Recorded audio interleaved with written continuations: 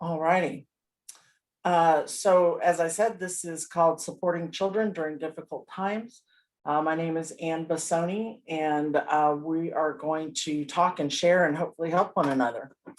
Let's see here.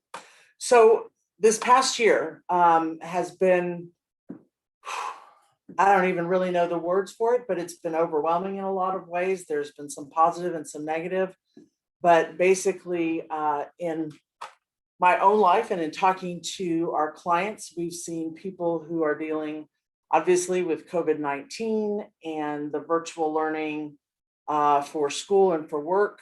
There has been an increase. I think with COVID, there was a lot of social issues that came up that we hadn't recognized, even though they've been there, like healthcare parity, internet connection issues, food shortages, economic disparities, things like that, political division. And then, of course, there's been the social unrest that led to a lot of protests and discussion and talking.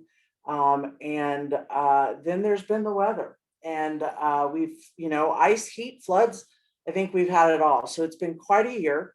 And through it all, most of us have been quarantined. We have been taking care of our families, not going out much, if at all. And so that has limited somewhat our ability to connect with others and find out what they're doing. So while we were struggling, our kids were too. And, I think we're all resilient, but that doesn't mean that there are not ramifications from what has been going on. And kids, just like us, like to be around their friends. They like to be able to do things, be involved in things. In fact, some kids have done better because, maybe they experience anxiety or they were bullied at school or something like that. And they've enjoyed being home, but still missed some of the social interactions that they had. So those are kind of the areas that we're looking at that have made this an interesting and difficult year. So for children, what we've seen is that there is more time with family. And it's interesting because I remember when this started and we were all, most of us were told to go home and work from home. Of course, healthcare continued to work, a lot of them. But I remember a lot of parents saying, this is really nice because for the first time I get to sit and eat dinner with my family every night. And there was kind of an enjoyment that there was not running to soccer practice, gymnastics, basketball, football, baseball, whatever, reading club, all those kind of things. And there was this slowing down that people seemed to think, boy, this is kind of nice. And that lasted, 3 months or so. And then people started to get a little antsy. But we did see kids spending more time with their families. We saw them have less time with friends, less time in their activities that they were involved in previously. A lot of parents struggled with the amount of time they were spending online or on their electronics. And, initially, I think there was a lot of efforts to find different things to do, to find diversions, to find interesting things online. And there's only so much of that. And I noticed that a lot of parents started struggling with feeling some guilt about the time that their kids were spending online. They wondering if it wasn't too much, and that struggle between trying to get their work done and making sure their kids were okay. But did any of you all notice any changes in your children during this time? Hard to tell. No? Yes?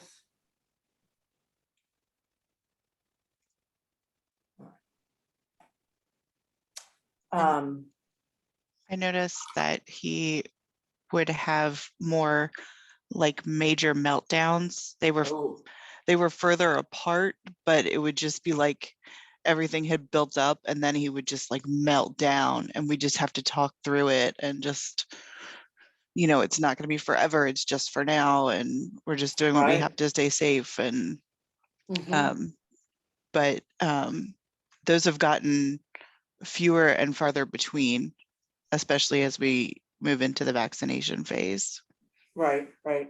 And I imagine that, those were kind of pent up things that, after a while, that they have to be released, and still learning at his age probably. And it's also difficult because a lot of times as parents, you're going through some of that same thing, some of that same frustration of not being able to be around your friends, or go into work and see people, and all those kind of things. So that's been the interesting thing that the other therapists and I have talked about, is that oftentimes when we are talking to people, they're going through a situation. We might have been through it before or something like that, but it's been, for all of us, it's been the first time that we are going through very similar things at the same time.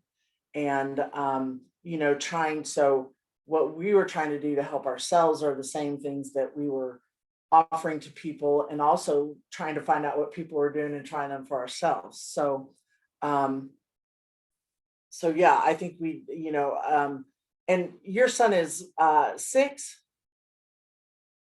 He's 8, What? third When did grade. that happen? I know. Holy moly. Okay. All right. Whew. Time flies when you're having fun.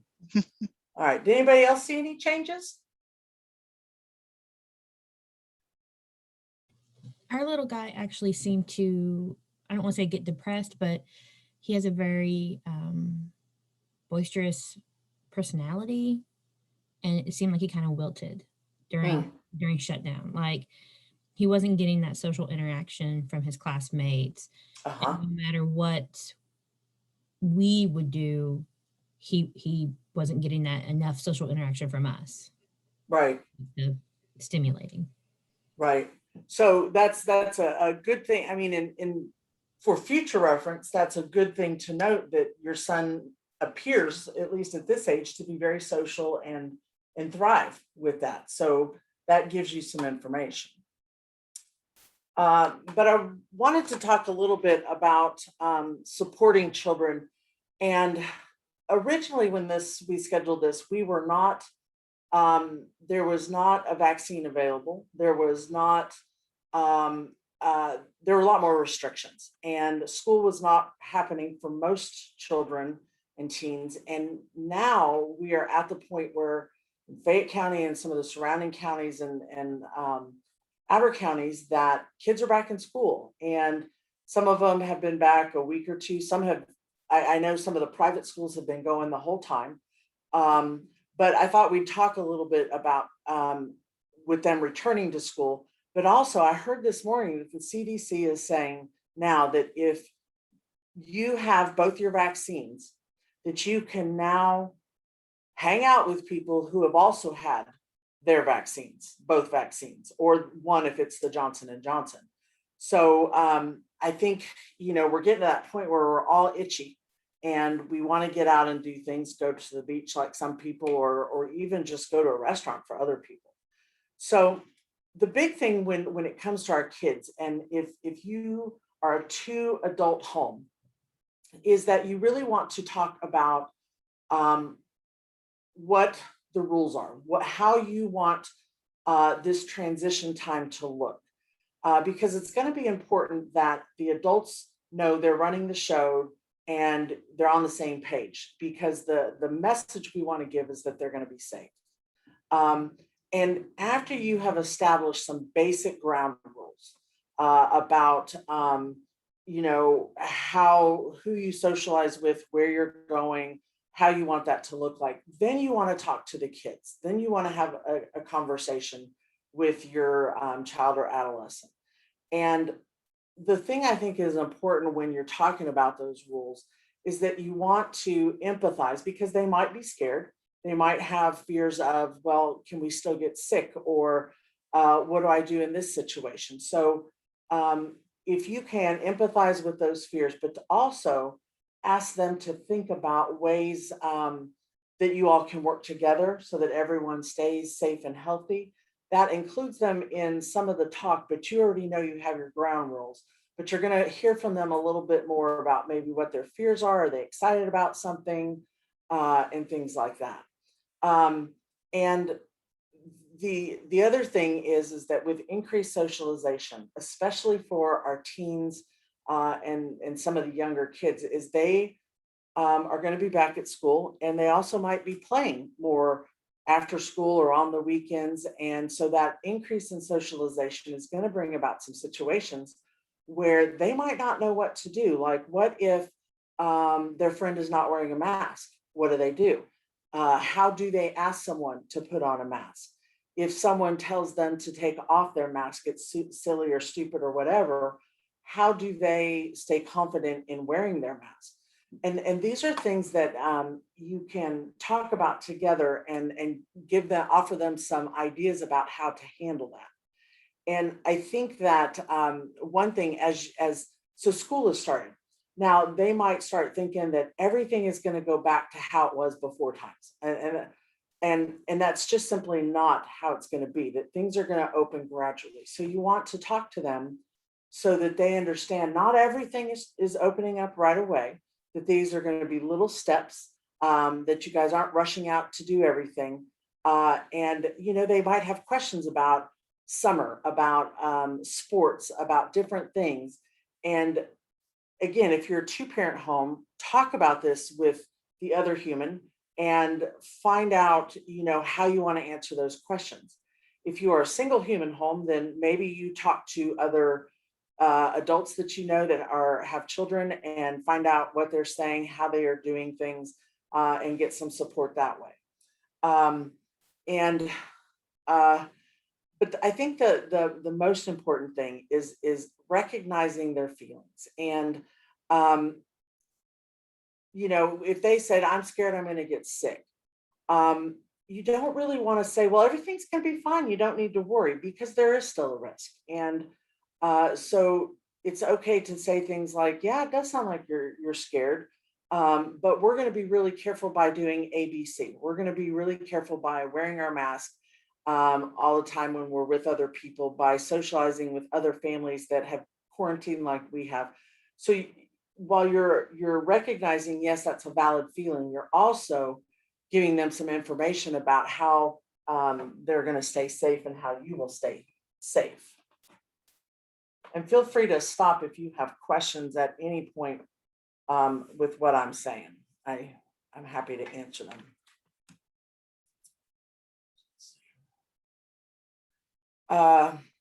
So depending on if you have a baby, a toddler, a tween, or a teen, things are going to look a little different as far as guidelines and rules for socializing.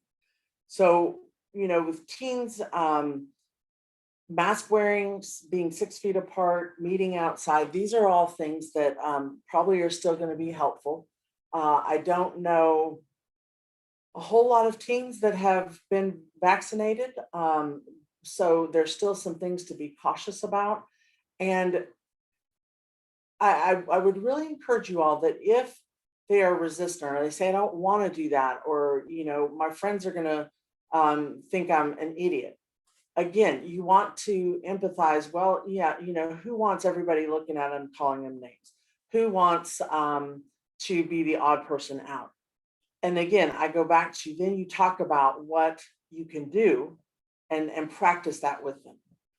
With children, some of those rules might be that you all will socialize with other families that have quarantined in a similar manner, other adults that have vaccinations, and that each, as things change, so will the rules. So right now schools have opened, so there's going to be some different rules there, and it's important to learn what the school rules are, and maybe find out what vocabulary, what words they're using, so that you can incorporate some of those in your language. And I think for a lot of children, a lot of teens, the biggest concern is, when I'm with friends, how do I enforce the rules that we've set when my friends' rules, their family has different rules? And, so an awkward conversation might be your teen son or daughter, um, or your teen has difficulty asking his or her or their friend to put on a mask. So you want to practice that. How do they say it? And when I work with a teen, I like for them first to give me their thoughts about how they might handle it and what makes you think that would be effective. What are you trying to do? And then if it's something that's a little off, we tweak it together. And then we just practice saying it out loud, because there's something about saying it out loud that allows us to have more confidence in saying it down the line. And it's something that you don't want to just practice once, but that you practice a few times until they feel more comfortable doing that, asking those questions or their requests. And you can expect that there might be some anxiety in the first time that they meet up with friends outside of school or something like that, where they're going to encounter others whose rules might be very different or somewhat different from what their family has set down. So just in order to reduce some of that anxiety, that's why there's the suggestion of planning out how you're going to ask a question or respond to their friends. It's kind of like, and I don't know how many of you do this, if you have teens, like when they were younger and you started talking to them about what if your friends want you to drink, what if your friends want you to stay out later than you should, and you talk to them about things they can say. It's the same type of thing you want to do now. So in anticipating those uncomfortable situations of moving out of quarantine, different families following different rules, those moments are going to happen.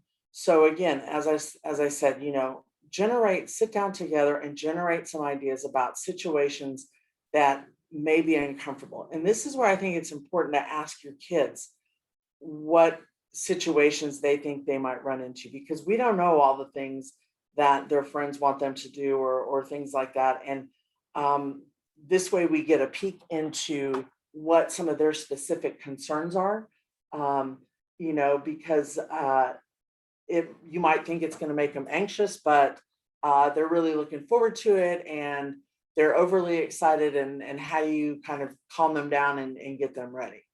And once those ideas have been generated, then come up with all sorts of different ways to handle those situations. And when I work with families, when I work with kids, I always say, there's nothing is off limits. So be silly, be funny, be serious, be irreverent, whatever, however, according to your child's age, and just come up with a bunch of different ideas so that it's not a dull process. It's not something where it's increasing their anxiety, but it's an effort to have some fun with getting comfortable with new rules. And I would also say that as you practice those, make sure they understand that as things open up and as things change, that there will be more changes. And so the rules will be adjusted so that they anticipate, these are the rules right now. I might not like some of them. I might not like how they work, but we're moving back towards what we're more familiar with. And we just have to give it some time to do that.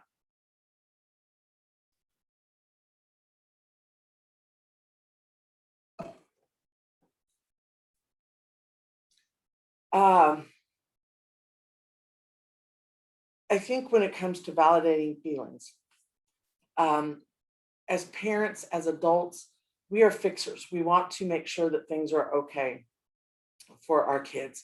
And so I think I said it earlier, if they say, I'm really worried about going back to school, I'm really worried about getting sick, you don't want to say, you don't need to worry about that. There's nothing to be afraid of, because while it makes them feel better, it also gives them the impression that those emotions are not, or they're wrong, or they're not allowed. And the more you can validate kids' feelings, the more likely they are going to be to come to you when they need some help or they are concerned about something, because they know you're going to listen. So instead of reassuring them, with sometimes false reassurances,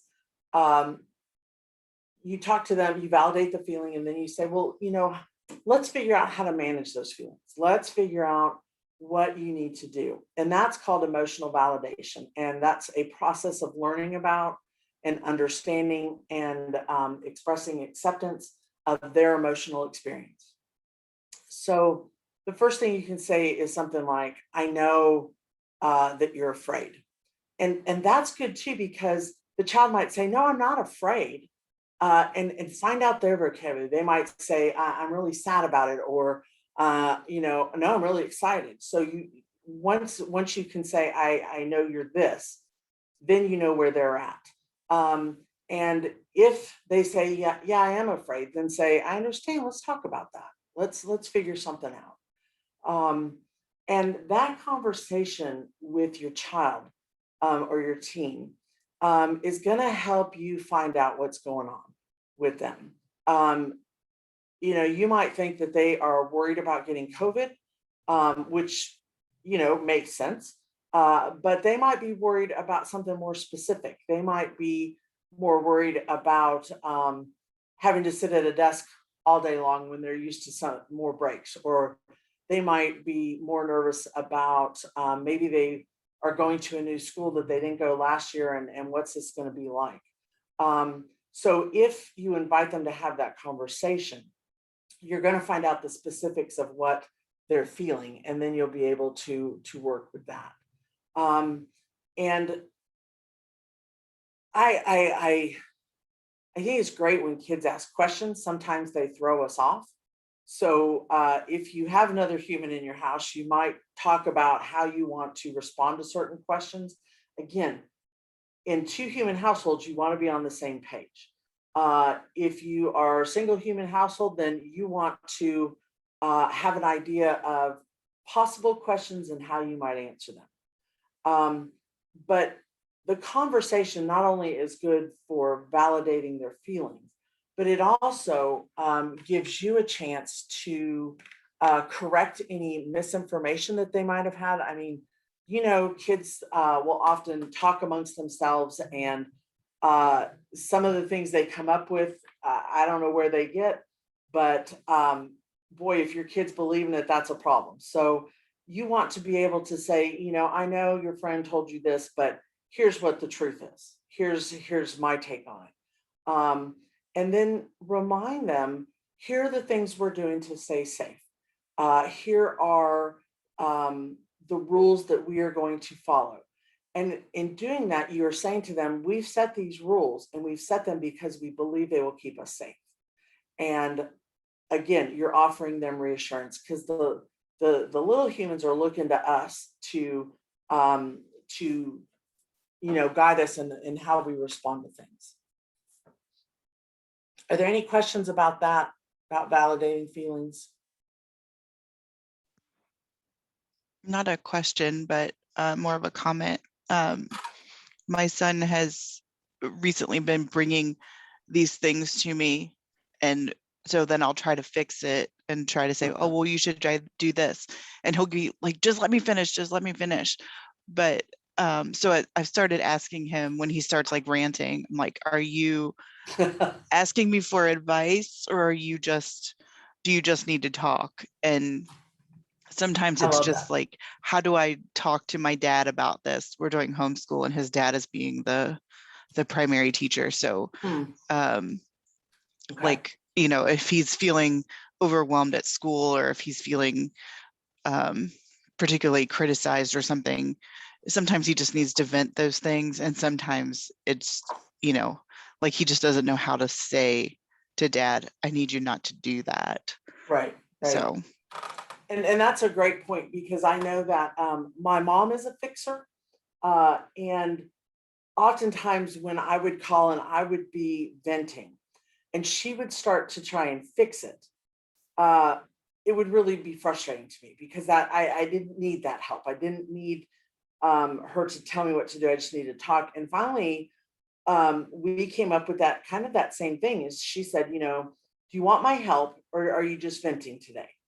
And if I'm saying I'm just venting, you all, it kills her not to help. But she respects that I have said, just let me vent.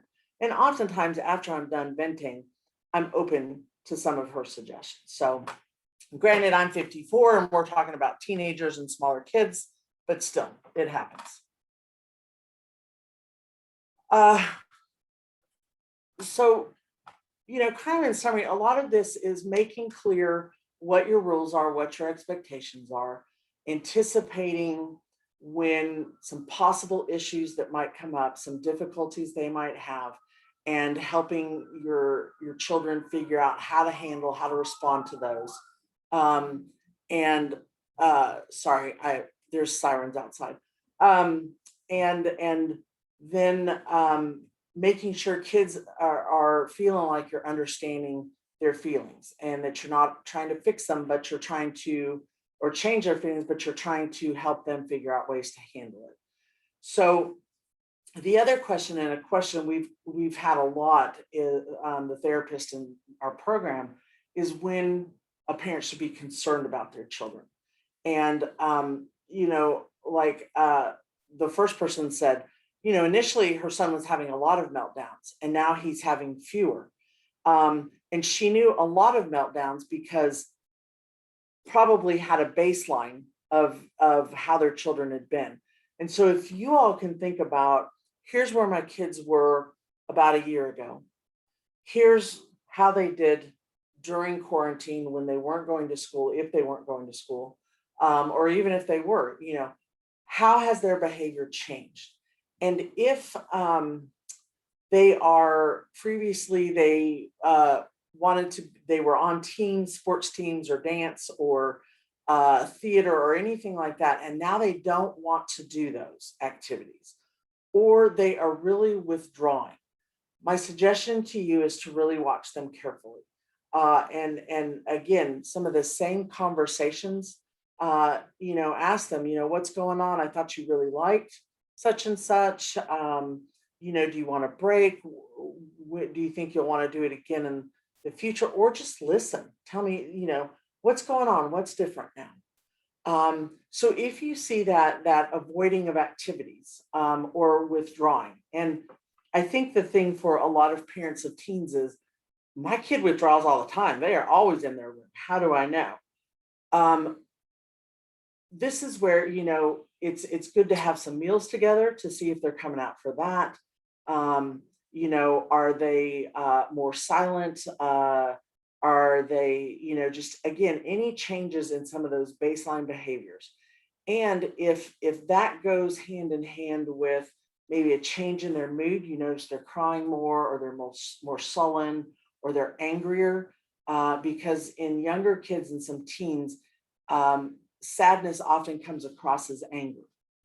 So be aware of that. And that, so if there's a change in mood, or they are sleeping way too much or way too little, or their appetite has changed, that can't be attributed to a growth spurt or something like that, that's a signal that maybe something more is going on, and you might want to seek some guidance. And I think a lot of times for teens, if you ask them if they want therapy, it's actually kind of cool now. I noticed that a lot of teens I see, they'll say, oh yeah, I was telling people, I talked to my therapist said this.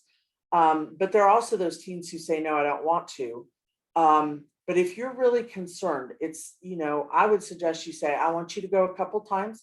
If everybody feels like you're okay, all right, then we'll let it go. But you don't want it to go too far and get too serious, because sometimes it can take a while to get an appointment, and you want to make sure you get them in so that they get the help they need. And I think then, and I'm sure you all have heard this over and over, but the other thing, if you want to support your kids, is to be taking care of yourself. And I think that's been a lot harder for us adults during this time, because there have been times that we were really scared. There's been times where we feel anxious, we feel sad. I mean, you know, I think when we started this in our group, there were some people who are very social and they didn't want to be working from home all the time. There was others who are more introverted, so working from home was okay. But I know for myself, I'm an introvert and I need my quiet time. But this has been a little too much quiet time lately. So, you know, I'm feeling antsy. I think I'm a little more irritable. And so what I have to do is find ways to manage that. You know, whether it's coloring or taking a small walk or something like that. Uh, we need to find ways to make ourselves okay, finding people to talk to. And you know, the thing is we have greatly seen an increase in a need for services during this time. So if you're struggling, it's understandable. And some people might be struggling with having to return. You know, if you say are anxious or depressed, or you have a lot of stress, and the thought of going back to work may increase that. So make sure that, you know, because in if they see you talking to people, if they see you taking care of yourself, your kids are more likely to understand that this is something we want to do. um, and it's okay to cry in front of your kids. Don't like be bawling and have a breakdown, but it's okay to show them crying's okay, and here's what I'm going to do to take care of myself. So that's kind of a quick rundown. Does anybody have any questions about supporting your child or your children?